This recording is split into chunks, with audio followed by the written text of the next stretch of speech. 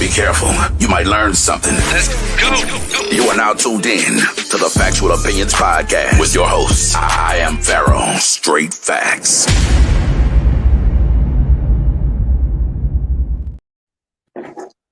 Welcome back, world. Season 4, episode 22 of the Factual Opinions Podcast. This is a very special episode because we have for the very first time a Xavier Musketeer on the show, and a legendary Xavier Musketeer at that. It's your host, I am Pharaoh, checking in with the Brown, Bruce Wayne, Big John. Yes, sir. Will West, the best, Nate. You know it.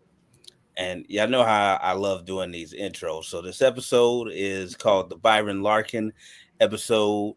We are pleased to have the Xavier Musketeers all-time leading scorer in the house, the first player to have his jersey retired by the program, a local legend who grew up here in Cincinnati, starred at Moeller High School with my cousin Kev and his older brother, the legendary Byron Larkin, but carved out his own legacy on the hardwood. In fact, I got a few questions, Brother Byron, but first just want to welcome you to the show and thank you for coming on.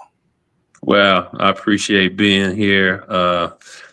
I've known Nate for a long time. He and I have hooped together against each other for a long time, and he invited me on to come in and share some time with you. And I couldn't resist because I think Nate's a really good dude, and I'm glad to be here.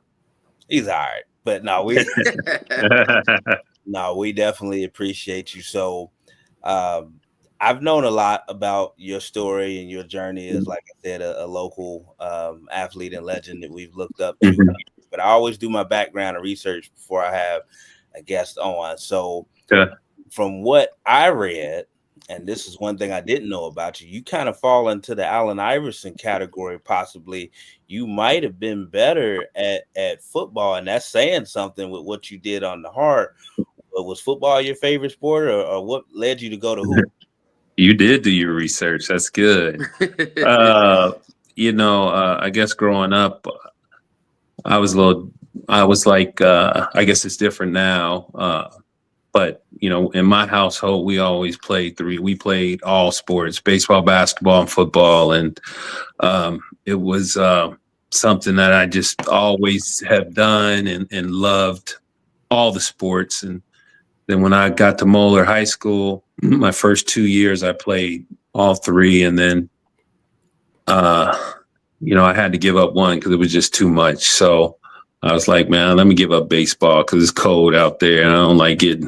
It's just too cold, man. So, and I can't put my hands on anybody if I'm playing baseball. So I decided to play football and to stay with football. And it was not always my first love, but I always was really good at football. And I actually got recruited heavier for football than I did for basketball. Wow. So it was just something that I loved to do. I loved basketball as well. I mean, my heart was with basketball, but I always played football as well and did it for 4 years. And it was great. It was a great experience. I think it really helped me on the basketball court. And actually, it was a funny story. Like when I got out after 2 years being out of Xavier, I played overseas and came back, and I had a tryout with the New Jersey Nets. And a week before the tryout came, I got a call from my old defensive coordinator at Moeller. His name was Jim Lippincott, and he was then he was working with the Bengals, and he knew that I was a really good football player. I think I was a parade All-American in football and got recruited by Notre Dame, Michigan to play football and basketball if I wanted to. So he was like, hey, Byron, you want to try out for the Bengals? And I'm like, I don't know about that. But I did go down. I ran the 40-yard dash for him, did agility drills. Dick LeBeau was the defensive back coach then, took a physical, and they gave me an offer to come to training camp. And they were like, well, if we give you this money, you just can't quit.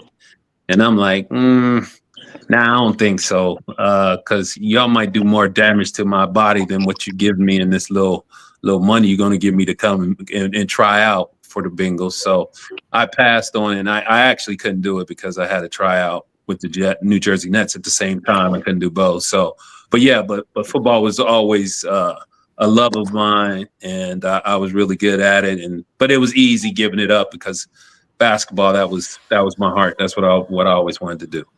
Okay. What was the 40 time, by the way? That goes 4.6, 4.65. I wasn't a burner, but I could light you up though, and I can intercept. I would be innocent. Any ball that came around me was mine. I think I was the defensive player, the player of the year in the GCL that year in football and basketball. So, yeah, I had a lot of pride. Playing for Moeller. We won it all my junior year. We lost my senior year to Princeton, but yeah, it was good. I had a great time playing safety for the Crusaders.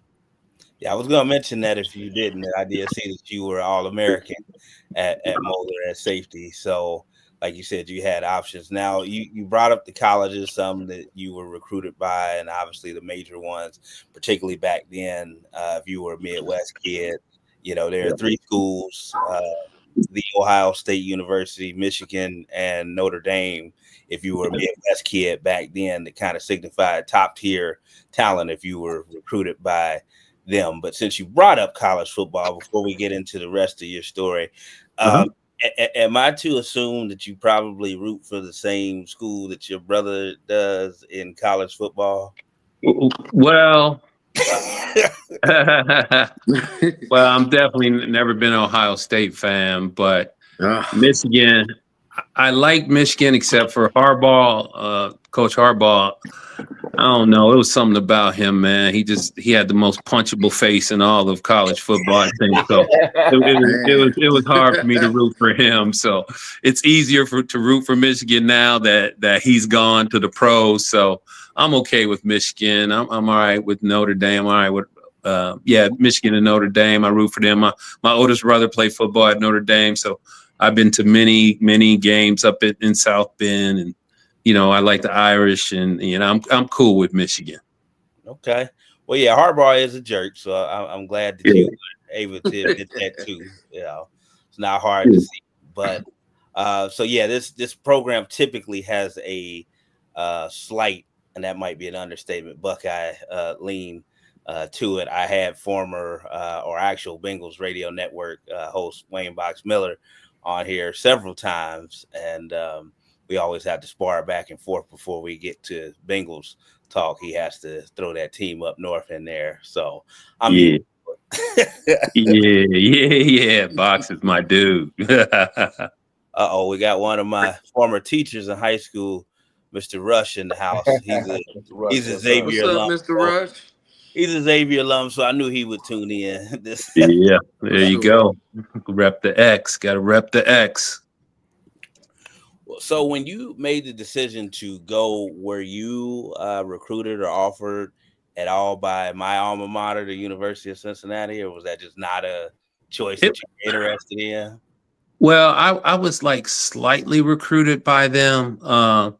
Tony Yates, God rest his soul, was the coach at UC at the time, and they had signed another guy that played my position. His name was Roger McClendon. Roger was a McDonald's All-American. He was a 2-guard, and they got an early commitment for him. And I think because we played the same position, they didn't come after me as much as some other schools. But how many schools came after you, B? A lot. You remember the number? I probably had 15, 20 schools come after me. I know Villanova, West Virginia. I remember Villanova came into my house to recruit me. Raleigh Massimino was the head coach. And had I gone there, I'd have been my freshman year. They won it all, But my mom, I knew the recruitment went a little south when they came into my house, and my mom looked at him, said, "Massimino, Philadelphia." It's like, you're not connected to the mafia at all. My dad was like, "Surely." I just crossed him off the list. I guess I won't be going to Villanova, So yeah. Villanova, West Virginia, the guys from West Virginia who came to the house to recruit me. All he wanted to do was talk about Skyline Chili.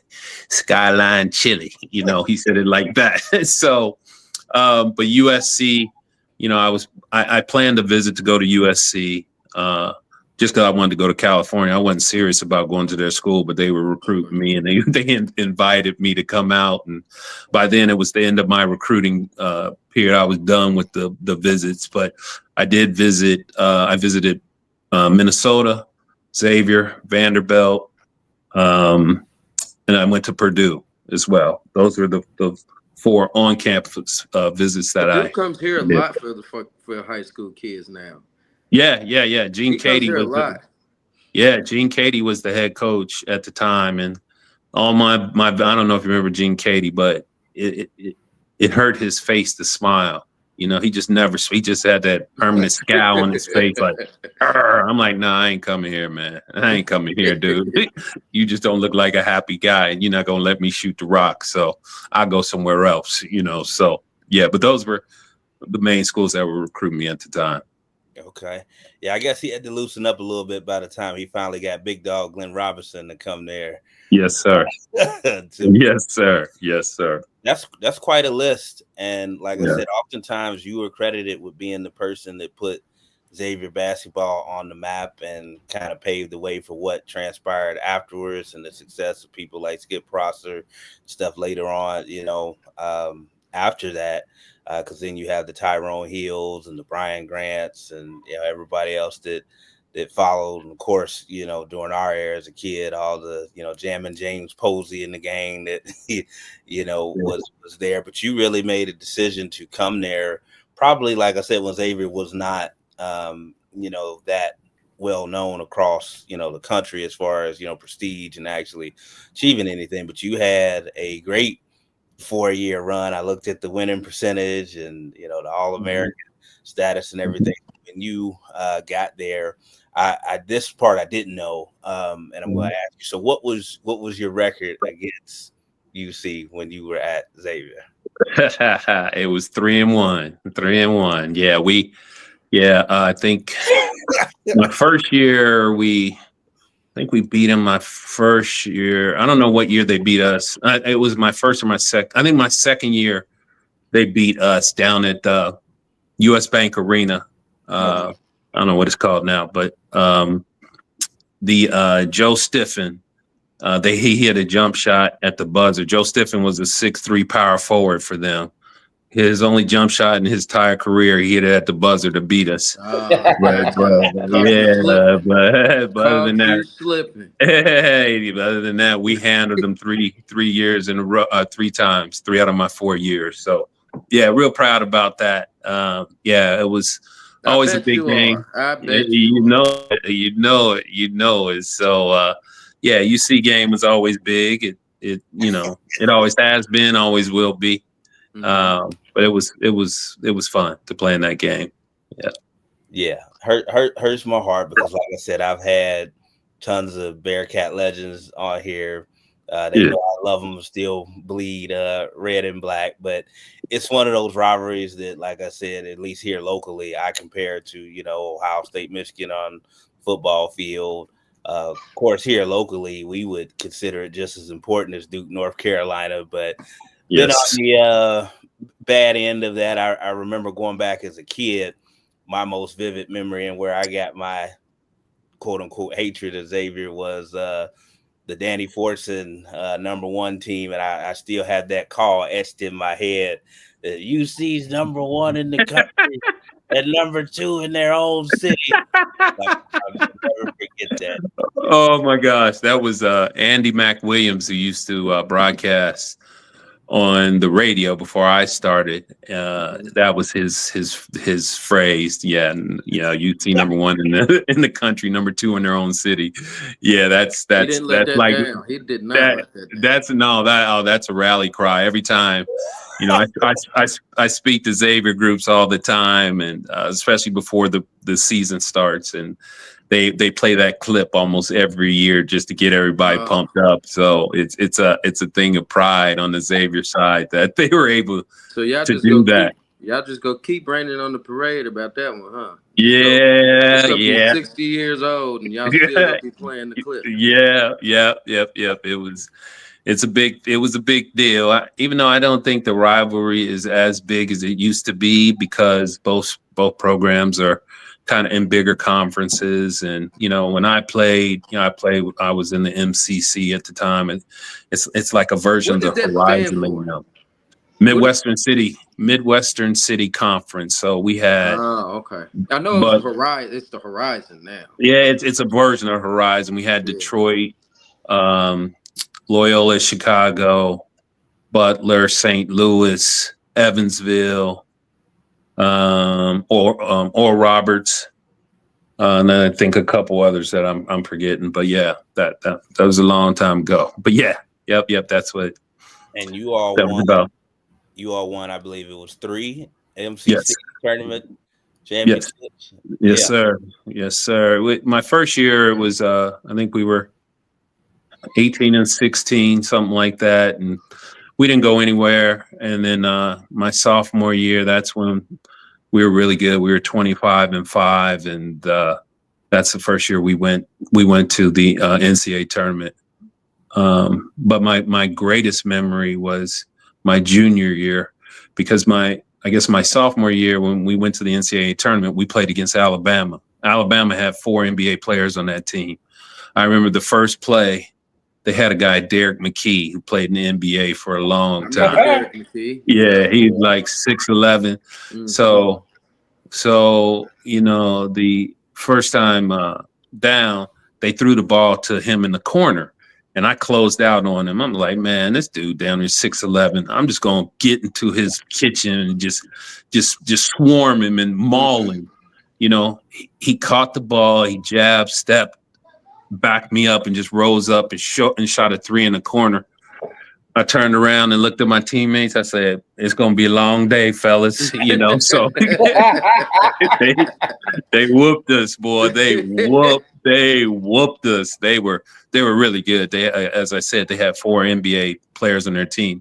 Didn't they went to the 16 that year, I think? I don't know if they went to the Sweet 16, but I know they have 3 or 4 first rounders eventually on that team. They had a sloop full of first rounders. So then my junior year, I think we were 19 and 13, and we went to the tournament, and we played in Missouri, and we were a 14 seed, and they were a 3 seed. And this year, I was like, nah, this ain't happening again. We're not getting waxed. So we beat Missouri it was in the Hoosier Dome at the time. And that was the first, and I think I had like 29 points and 10 rebounds in that game. And that was rebounds? And Nate, I led the team in assists. I led my team in assists my senior and junior year, bro. So you got to check the stats on that. Yeah. But that was probably my greatest moment as a Xavier Musketeer, because that was the first Xavier team ever to win an NCAA tournament game. They had gone before, but we had never won. So I just remember in the locker room after beating Missouri, looking at my teammates like, all right, what do we do now? What happens now? Well, you got to stay and play another game, in the second round of the NCAA tournament. In that second round, we played Duke, and we were beating them the entire game until the end of the game. We kind of fell apart, and they ended up beating us. And so, but that was probably my greatest memory as a Xavier Musketeer, to be on the first team to ever win an NCAA tournament. That's kind of my best moment, no doubt. One of my best moments. And that was your junior year? Yes. Yeah, that was my junior year. Yeah. So you actually averaged 24.8 points per game that year. Not bad, carrying your team. So I told you my neighbor Greg Dix was going to tune in. He wants to ask you about your Madisonville ties back in the day.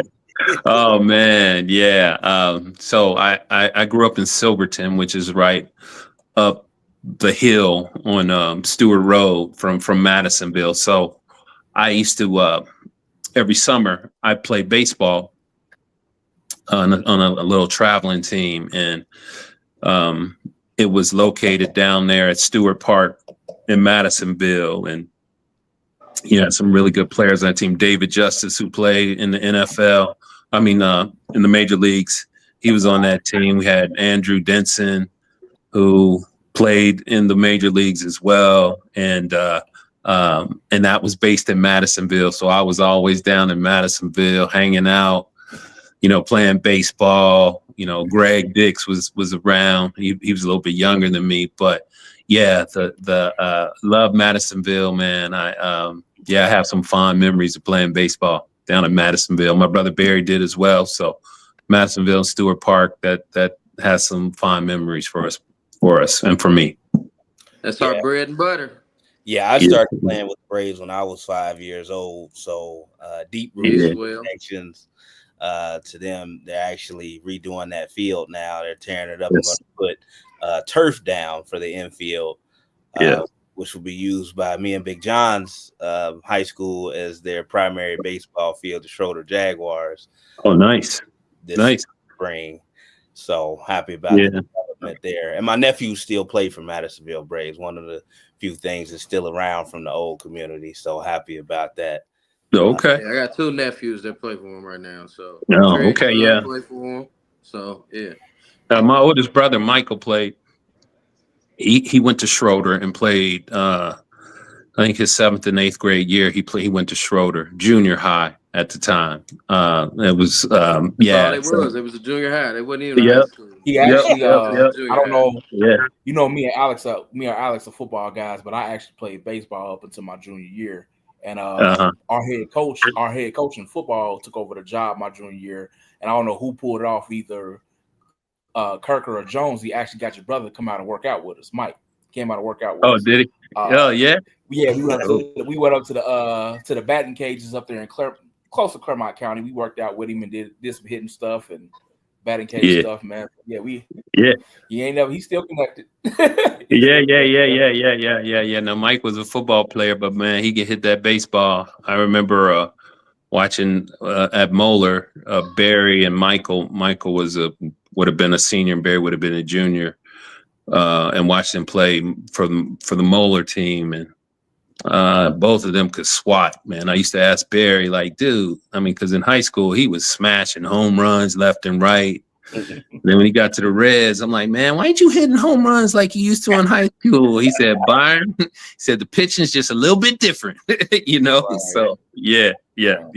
So, but baseball and football, have always been a big part of my life and, my family's life and all my brothers. That's all we did, that's all we did all the time. It was in the summertime, we weren't inside reading books. We were outside with a ball, we had a long driveway. And I remember me and Barry every day in the summertime, we go out throwing pop-ups at each other, throwing long, just tossing like every day. That's all we did. Or we went and played basketball or our baseball behind Silverton School. Silverton School is not there anymore, but, we get a bunch of kids in the summertime and play in the back until someone hits the ball into a window and then everybody would run home, So, it was really a fun life. These kids for don't me. even go outside no more. Nah, they don't. Nah. You do that. You see somebody playing basketball now by themselves, someone gonna call 241 kids on their parents because they're not, supervised. Why they by themselves? That's right. Yeah, it's really different now. To the detriment of the thing. It probably goes without saying, but do you obviously think that helped, cultivate and you become the athlete that you were, particularly having 2 older brothers and that competitive spirit that probably came along with that? Do you think that is something that contributed to it and the difference between today's generation? 100%. 100%. Personally, for me, it got me ready to compete, because I competed every day against my older brother, Barry and Michael. My goal was just to beat them. And I never could do it until I got a little bit, about my sophomore year in high school. That's when I was like, all right, I think I can get you in basketball. I never could mess with Barry in baseball, or Michael was always the strongest one of us all. So, but just competing against him every day as hard as I could, And, my brothers were, Barry is a year and a half older than me, and my brother Michael's about 2 years older than me. So we were kind of close in age. But, if we'd be out playing basketball and, I wasn't big and strong enough to get the ball, I just didn't get it. I'd be playing basketball out there for weeks with them and never touch the ball. It wasn't like, hey, Byron, here, let you have a turn. It wasn't none of that. It was like, if they can beat me 50-0, they just beat me 50-0. And I had to learn to, adjust and get better and compete against them. But it really helped me. So when it was time for me to compete on the athletic field or the basketball court, I was ready for it. And, we competed, but we didn't get too crazy with it. And we fought, like brothers and, my oldest sister. But, my dad made sure that, we kept it appropriate. Like we weren't out there fighting and punching each other in the face and all that. It wasn't that, but it was really intense. My dad, he was from Meridian, Mississippi, and he played a year of college basketball at the Catholic University in Washington, D.C. He was like one of the first like scholarship kind of players to ever kind of do that. And after that, he went back. He only did that 1 year. Then he went back to Xavier in Louisiana, where he met my mom, who's from Texas, and my dad got a job as a chemist. And that's what brought us here to Cincinnati. And that's where we were all born. But my mom's from Texas and my dad's from Mississippi. Still got the red band still riding around. She got with the plates, with the customized plates that said Mom Lark on it. Every time I see it when I'm rolling through stuff. We told her to like, Mom, you need to chill with the customized plates. If you guys don't know, my mom, and Barry, made it. He bought my mom and always took care of my parents, and he bought my mom a convertible Benz, and my mom got like personalized plates on it that said Mom Lark. And I didn't even know she did that. We always frowned upon that because what if somebody don't like us? They're just gonna key your car like, but she did it. But yeah, so but growing up, my parents only had 3 rules for us when we were playing sports. They're like, you are gonna show up on time, you're gonna behave, and you're not gonna quit. Those are the only rules they have for us. So if you want to be the best player, that's fine. If you want to be the worst player, that's fine. But you gonna behave. You ain't gonna act stupid, and you gonna show up on time. You're not gonna quit. Those were only the rules that we have playing sports in my family. So so that's kind of what all 3 of us were about when we were on the field, and whether we were competing outside against one another. Well, I love hearing those stories, particularly now being involved with you because I've, coached high school football. I kind of volunteer at my current alma mater around the football program and the basketball program too. But I'm kind of old school in my approach, and I love hearing that. Obviously, you didn't come up in the participation trophy era either, and that brotherly love and competition helped you guys achieve what you did. Because, like you said, nobody was going to do you any favors or spot you any points of the ball. Like I said, you're going to compete until you're able to finally beat. And even Michael Jordan said that like his competitive nature came from all his battles, particularly with his brother Larry. And you probably wouldn't have the Michael Jordan that you have now if he didn't learn how to finally beat his brother in the driveway playing basketball. Yes. There's a lot of, I think a lot of really good athletes have that similar background. I think a lot of real athletes have brothers, because somewhere along the way, you're going to be competing against them in whatever it is, sports, homework, who can, clean the bathroom the fastest, whatever, so, so I think that's very accurate. Yeah. So I know you said your fondest memory at Xavier was obviously winning the first NCAA tournament game, there. What about academically? If you could speak on that, like what, and I'm sure you were probably prepared, obviously coming from a school like Moeller, but can you speak on your studies there or professor maybe that stood out, or academic experience while you were at Xavier? Well, yeah, I think when I went to school, when I went to Xavier, I was really, really prepared for college workload. Being at Moeller really prepared me. I remember my first day at Moeller High School because we were, it's in August, it's hot as hell outside, and you're going around school, and we had to wear shirts with a collar, and I'm in class, and they're giving me all this homework, and I'm thinking to myself, like, they're giving me this homework not knowing that I got football practice, So I mean, that didn't have anything to do with it, but they just pounded you with homework, and you had to. They still do. From my I'm sure Marco they do. Coaches, my cousin Marco coaches at Moeller. He's like, there's some kids I got to let them do their schoolwork before they can even do anything. Yeah, it was so much that it was after school. As soon as after school happened, you had practice. You came home, and you ate, and you did homework, and then you went to bed. That was it. That was my schedule all 4 years at Moeller. So, so you learn. Like, I mean, Moeller, you took attendance every class. I mean, they were really on top of you, and it was hard going through it, and I did well. Doing well to me is not getting any D's, because if I got any D's, I know my dad would be on me. So I just skated by with a couple C's, I'd be good, But yeah, so I was really prepared when I went to Xavier, because in college it's all about time management. You got to be able to get your work done. Your parents aren't over your back saying, "Hey, did you get your homework done? Did you do this? You do that?" It's all about you and your time management and your discipline. And when I went to Xavier, I was ready. I did well. I had no problems.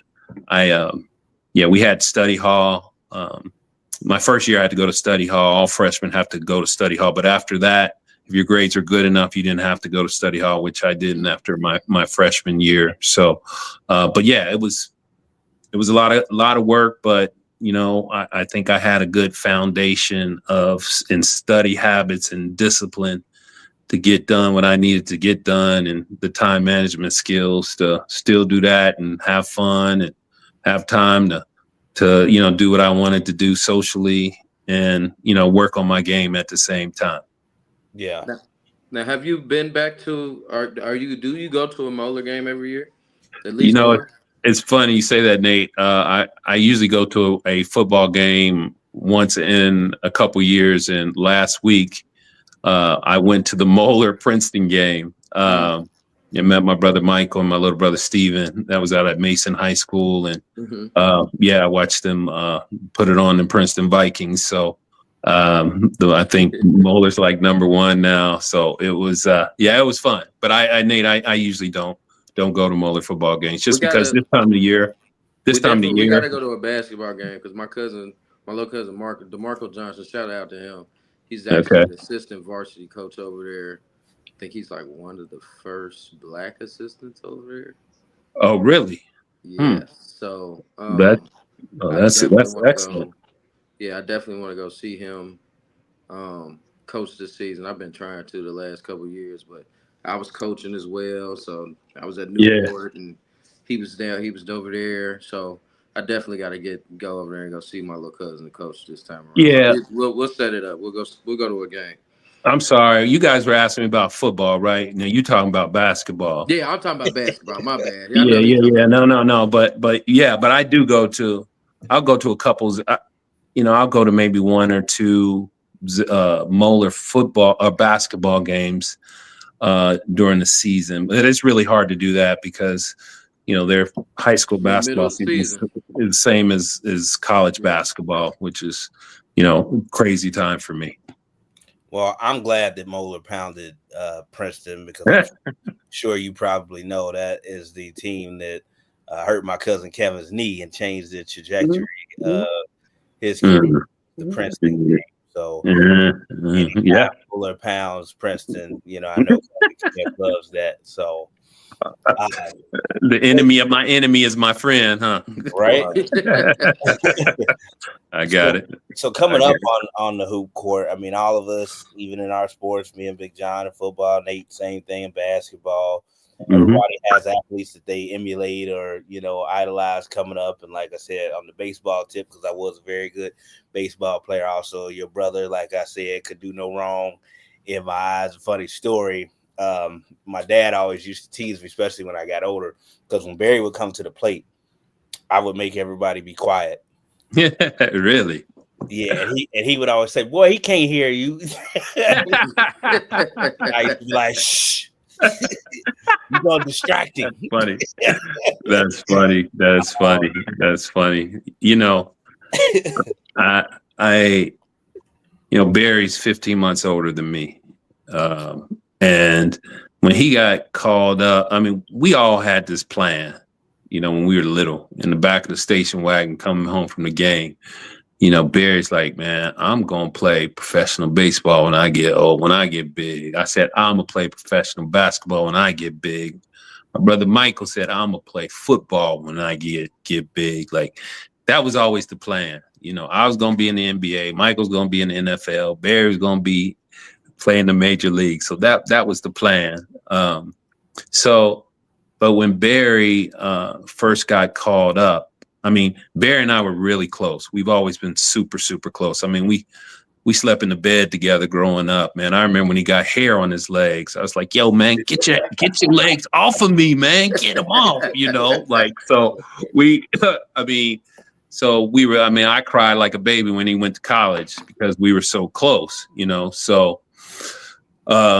but then he goes to Michigan and he's doing his thing. And, I'm at Xavier and I'm doing my thing. And, he gets drafted out of Michigan and the first round. And, and then he goes to the minor leagues. And I remember when he got called up to the Reds, I had come back from study hall. I was at Xavier. And I came back to my dorm and someone stopped me and says, hey, Byron, they're calling Barry up for the Reds. And then I stopped and I froze. And all of a sudden I started sweating from the top of my brow. Like, oh my gosh, I can't believe this is happening. I was just so nervous for him. And for that first year, every time they hit him a ball, I would hold my breath like, don't let it go between your legs. Don't let it go between your legs. So he, it was unbelievable that it could happen to him. Because I'm telling you, people say you can be anything you want to be, and he is truly that because, he grew up in Silverton, man. I mean, he was always a really good player in baseball and basketball and football, but just like everybody else, every team's got like that one kid that's really good, Mm-hmm. He was that, and he was that in football. He was that in baseball. He was that in basketball, as we all were. It wasn't ever like, oh my gosh, that guy's going to play 19 years in the major leagues. He's that special.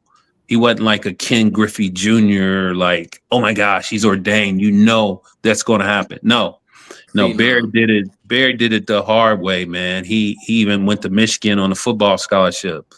They ended up playing baseball. But it was like, the first year he was up on the Reds, I was like, yo, B, just hit over 200, bro, to stay up. Just stay up on the major leagues.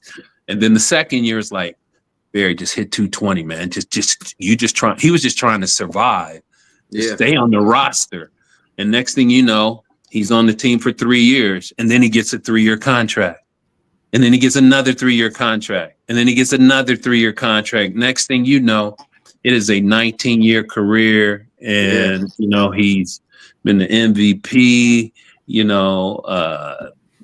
World Series champion, all that. And it happened to the guy next door because that's what he was. I'm like, man, that's pretty cool. So it was just magical to my family to see that actually happen. And he'll tell you, he's like, man, he was talented, but there were other talented guys. He says a lot of it had to do with playing well at the right time, being in the right spot, having the right people like you. When he was drafted, there was a guy in front of him named Kurt Stillwell that the Reds drafted a year before that played the same position. Pete Rose liked Barry over Kurt Stillwell. He thought so. He gave Barry that opportunity. Barry got his shot. He played well. He was able to sustain his position and parlay that into a 19-year career. And we love Pete Rose in my household because another Cincinnati kid. Because he, God rest Pete. But he, because he gave Barry a shot, and then Barry took it from there. But Barry might not have got a shot had Pete Rose not gave him that opportunity. Yeah, another Cincinnati kid looking out for another Cincinnati kid.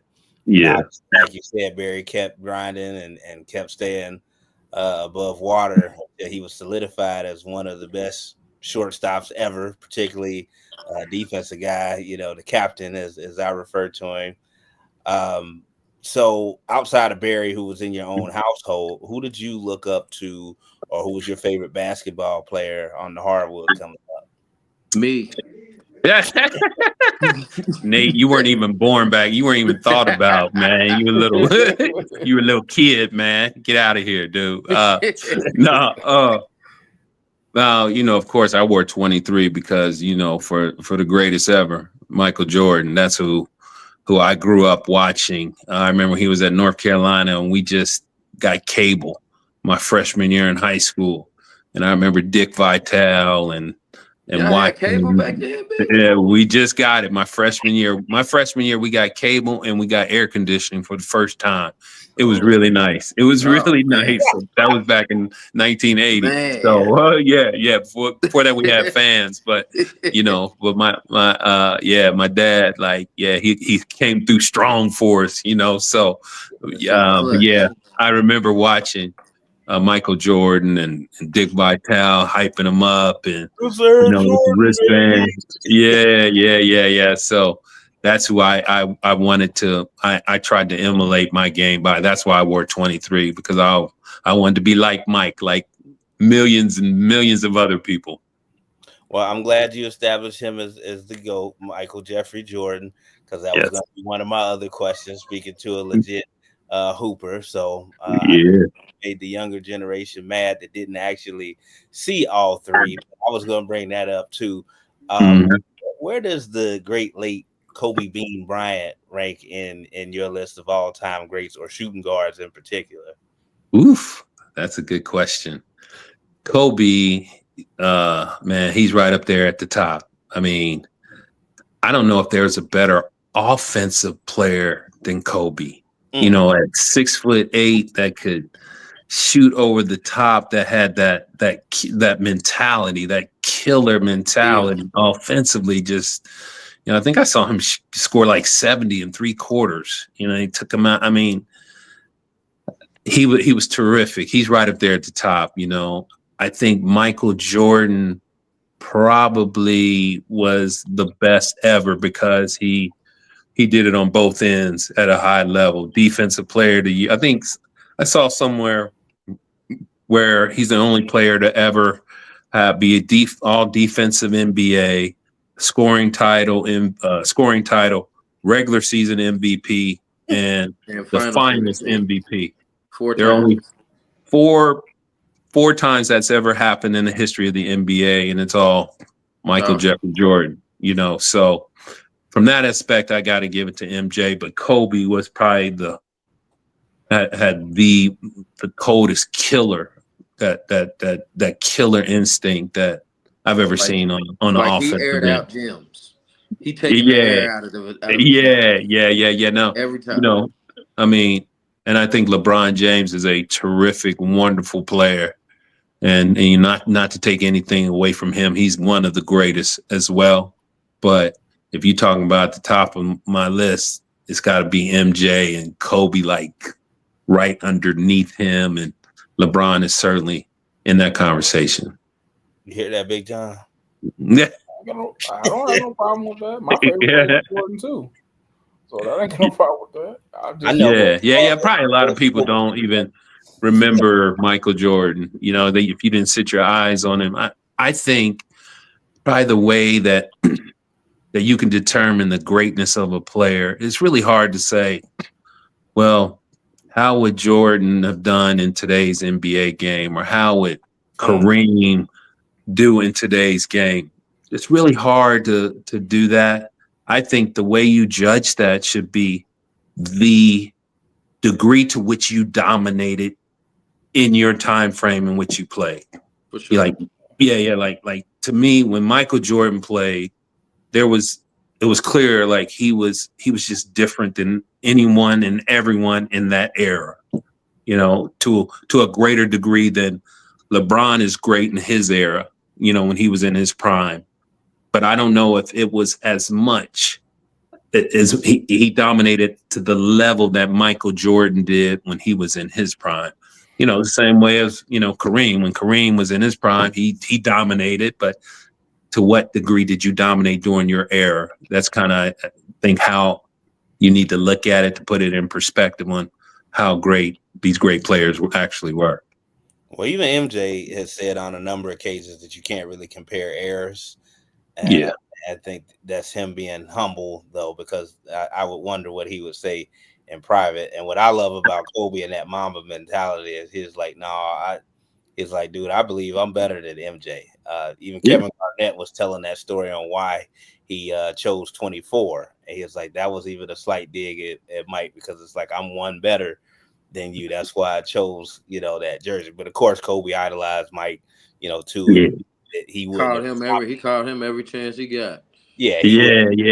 What he did without Mike and his guidance and, emulating his game off of him. But it's still fun to have those conversations. But I will say, if Mike was able to play in this whole freedom of movement era, instead of the hand check and, Detroit Pistons, coming down on him the way he did, I think Mike he could, if he wanted to, average 40 a night if he wanted 50. He get 50.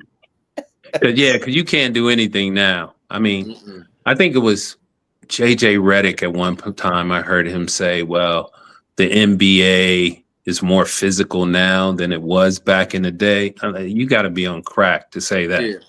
I remember him saying that. I said he got to be traded. You're tripping, man, because you can't get away with anything now. As soon as you do something, what's going to happen? Oh, let's go to the monitor. That's a flagrant one. That's a flagrant two. And you mentioned it before, like the Detroit Bad Boys with Bill Laimbeer and Isaiah and all them dudes. Their battles with Michael Jordan, how they were, and then find people like Charles Oakley. They used to go pay to people like Charles Oakley to be on their team. Yeah, I and gotta the go Knicks. get me an enforcer. You can't do that now. No, you can't do that. Bill Laimbeer and Rick Mahorn, them dudes were just flat out thugs. They like, yo, ain't no one getting no layup in the playoffs. You going to the ground. If I got to clothesline you or whatever, we'll put you on the line. You can't do that now. You do that, they'll throw you out the game. Like there'll be a 2-game suspension. So yeah, it's totally different now. Just like in football. In football, you touch a quarterback now, like, no, that's a penalty. You can't even land on him, So it's I guess, it's just the way things are evolving now, but or devolving, however you. Yeah. Things are different now. It's a kinder, gentler world that we're living in, So, and I guess they've got the players' safety at the root of it, which is not necessarily a bad thing, but yeah, it is kind of what that is. I think it changed when the concussion situations started happening more and more. Yeah, I think that's really when it kicked in really intense. Yeah. Well, and that makes sense, because you want to have some help. I mean, I know my brother Michael played football at Notre Dame. I mean, he probably had 6 surgeries. I mean, he broke his forearm twice, 2 knees, back, and it just, now that he's a 62-year-old dude, I mean, there's some ramifications of just doing that to your body, it's like you hit with a train, a train wreck that's coming back to get you. I mean, I feel it a little bit too, I mean, I'm 58 years old and, I've had most of my surgeries were after I was done playing, so it's just, I'm like a car breaking down, you got to get new pieces, so, but that's from all that work you put in when you're younger and trying to be the best you can be and push your body as far as you can go. That's kind of part of the deal. Yeah, me and Big John are old school. They call us leatherheads. Because we're one of them that's like, yeah, we realized all that, and we realized it when we played. But like most of those old cats, even Tony Dorsett, who can barely, stay awake when you're talking to him now because of the ramifications of, the collisions and so forth he was in. But 99% of them, you ask them, would they change anything? And they say no. Yeah. Mm-hmm. It's one of those games that we just felt like, it's not for everybody. You don't have to play it. I understand the concussion protocol and a lot of that. There's financial ramifications too, and the NFL not wanting to be taken to court by families, after the fact and so forth to go into it also. But I mean, even on the basketball sense, I think the perfect example is a flashback to that NBA Finals, Lakers and Celtics. I forgot what year that was. I know it was one of the years that the Celtics won, so I want to say it may have 08. No, not 08. So you talking about the 80s? Further than that. I think it was 84. It's the clothesline of Kevin McHale on Kurt Rambis. Oh, Kurt Rambis, yeah. And yeah. And that was just called a regular personal foul. Yep. After they cleared up the brouhaha, he went to the line, shot his 2 free throws, and went on about his business. But like you said, Brother Byron, you do that now, that's 10 game suspension, at least. Yes. It's definitely a different climate relative to that. And I don't know if it's better or not, I kind of miss them days, but I totally understand why they're doing what they're doing. Absolutely. So speaking of your Muskies in today's time, we know we had Coach Sean Miller back at the helm. Person has had a lot of success at Xavier, and I believe even his first year back, he got to the Sweet 16, if I'm not mistaken. Mm-hmm. Yes. So what's your opinion on current state of Xavier? Are you happy and glad that Sean Miller's back at the helm? No, I'm ecstatic that Sean is back. Sean was the head coach for 5 years here, and then he went to Arizona and coached, I think, for maybe 8 years, and now he's back for his second stint at Xavier. And there's no one that I would prefer running our program than Sean Miller, because he just has a way of he's got a love for the game. I mean, some people are put on this planet to do one thing. You know it by nature. And he was put on this planet to coach. He loves coaching it. He can't get enough of it. He understands the aspects of coaching. He's got close to 500 victories in his career. He's going to go down as one of the best coaches ever. But I think one of the things that stands out about him is his passion. You talk to all his team, his guys who play for him, and they talk about his passion, and how he can motivate his players. I heard a coach say the other day that coaching basketball is 90% getting players to play for you and 10% X and O's. Like everybody knows, how to hand the ball, how to hand the ball screens, or, draw up out of bounds plays, or, know when to shoot, know when to pass. But to get your team to play the way you want them to play, to motivate them is everything. And Sean can do that in the best way. I think he can do that. He's a great X and O's guy. He can communicate and relate to these players. He develops players to the NBA. He understands recruiting. He understands the landscape of college basketball, how it's changing, with the NIL and the transfer portal and all that. So I think he understands that. And I'm really excited that he's the head coach at Xavier once again. Nice.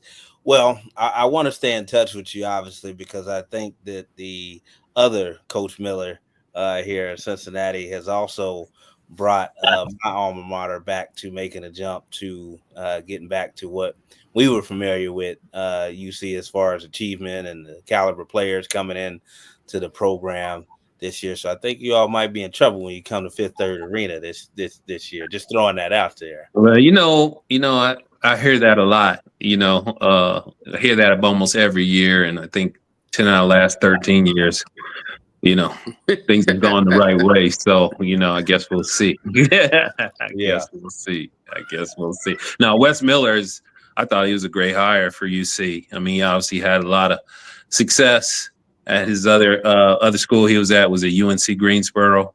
Yep. But this is his 4th year here, and I'm sure that some of the UC fans are like, hey, it's time to get to the NCAA tournament. I understand they're in the top 20. It's time. I mean, Wes Miller's never beat Xavier since he's been a head coach, and they haven't been to the tournament yet. So I'm sure there's a lot of pressure on him to get it done. That's just the facts, man. So, but they certainly have a great team this year. I was watching them tonight as they were playing NKU, and I'm just really impressed with the amount of talent they had. I mean, they always have great talent. They got a lot of NIL money, and they poured a really good talented team. I mean, they got more NIL money than Xavier, but they got a big alumni base, and that's fine. So yeah, I mean, good luck to them. Yeah, and I'm part of that alumni base, and love the. Well, like my children went to UC. Yeah. My youngest daughter went to UC. My son went to UC. My 3 stepdaughters went to UC. So my sister went to UC. I'd have gone to UC if I didn't get a scholarship to play basketball in college. That's what my dad told us. Like, y'all going to UC if you don't get a scholarship. So I certainly understand. I like UC. Only time I don't root for them is when they're playing the X-Men. But they're fun to watch. And a couple of my best friends are UC fans and season ticket holders. So yeah, I mean, I love UC football. I don't think their coach is very good, but yeah. So anyway, but yeah, UC is fine. I'm fine with UC except for one day on the year. Well, I get a lot of flack from my fellow UC supporters and even alumni because I came up in that era where it was UC basketball and Ohio State football, and whether people admit it or not, they didn't really pay a lot of attention to the football program when we were going there. I'm talking about the Rick Minner days, the Chad Plummer on the AstroTurf at Nifford.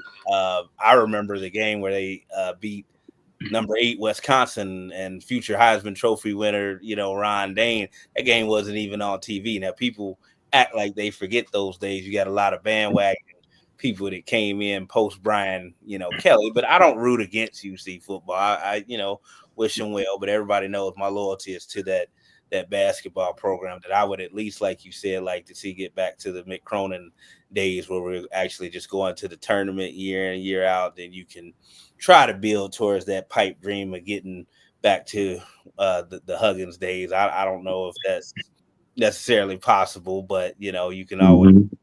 I knew the emphasis was going to go back on the basketball program once they got into a better conference, because at its core, it's always going to be a basketball. Yeah, I agree. I remember when Mick Cronin was the coach at UC, and a lot of fans were complaining about him because they would win every year during the season, and then they wouldn't advance in the NCAA tournament. And I warned them, I'm like, hey, I think Mick won his conference almost every year he was here. Yeah. Almost every year. And then in the NCAA tournament, he wouldn't have as much success as a lot of UC fans were expecting.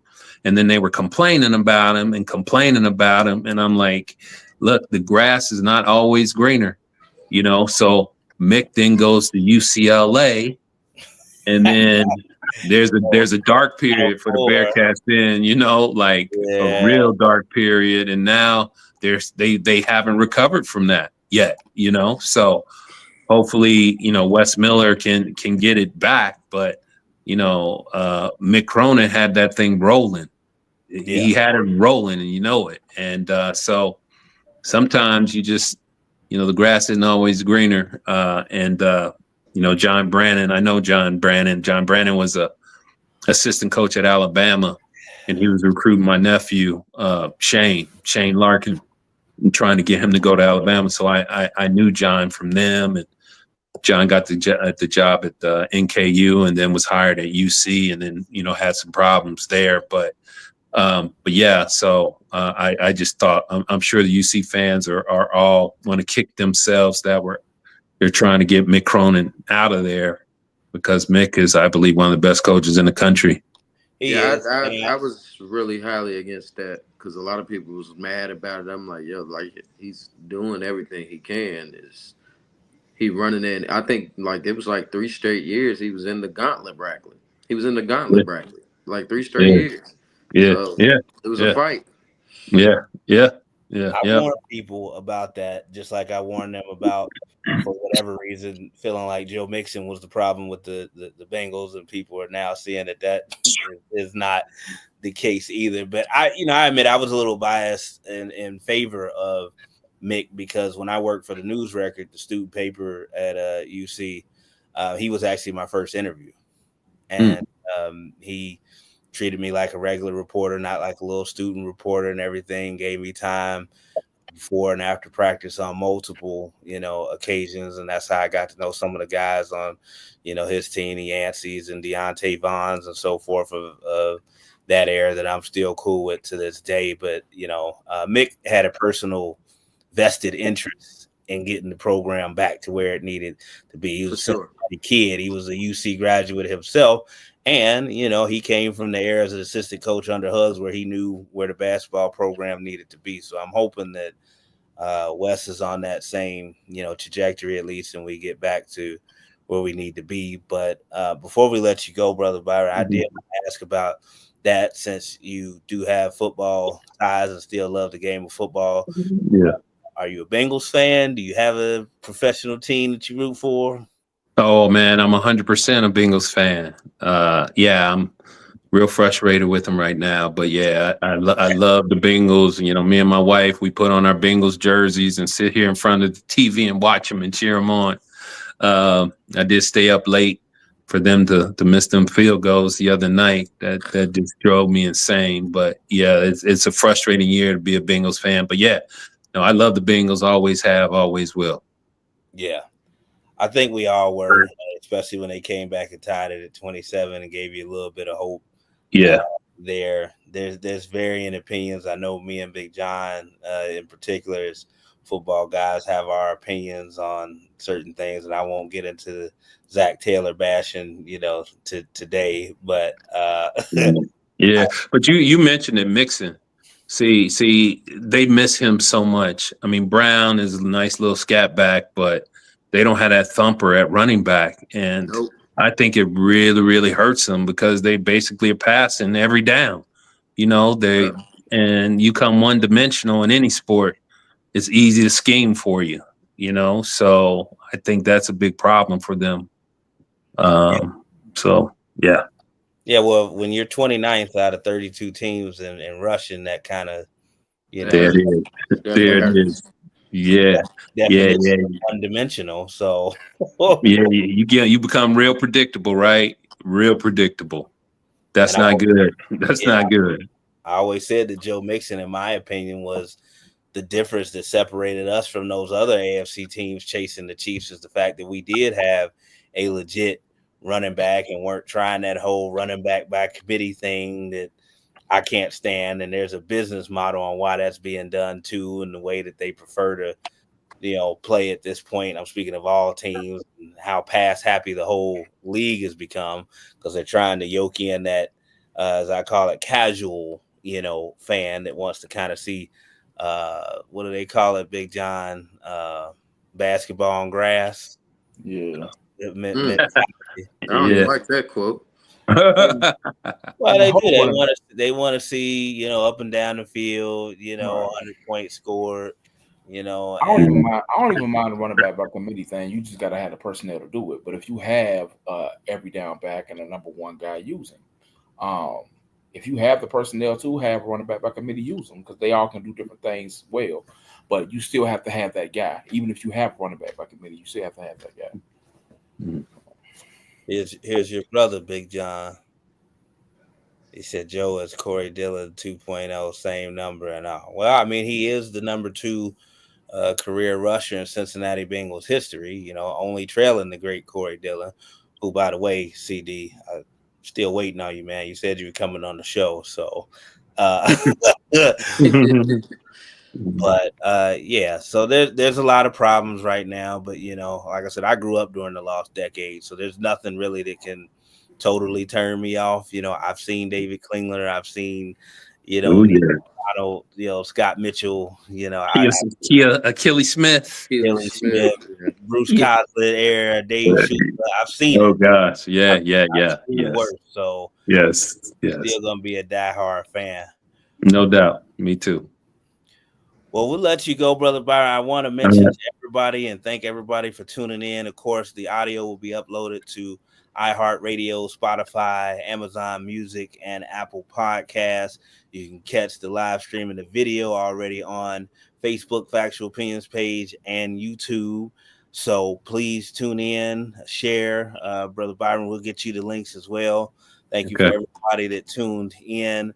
Also want to say again to anybody that's interested in sponsorship, X Auto Group, anybody else that's reached out to me, continue to do so, and we'd be glad to entertain those opportunities. So we're going to check out of here again with the all-time leading scorer in Xavier Musketeers history. My UC guys, don't get mad at me. I had to have Brother Byron on the show today. But again, thanks for stopping through, and we really appreciate you coming on the show. You're welcome to come back at any time. All right. I appreciate you having me. Thank you. This has been good. Thank you. I appreciate you, Nate, inviting me, man. Thank you. Appreciate it. All right. We're signing out. Try and do it better the next time. That's right.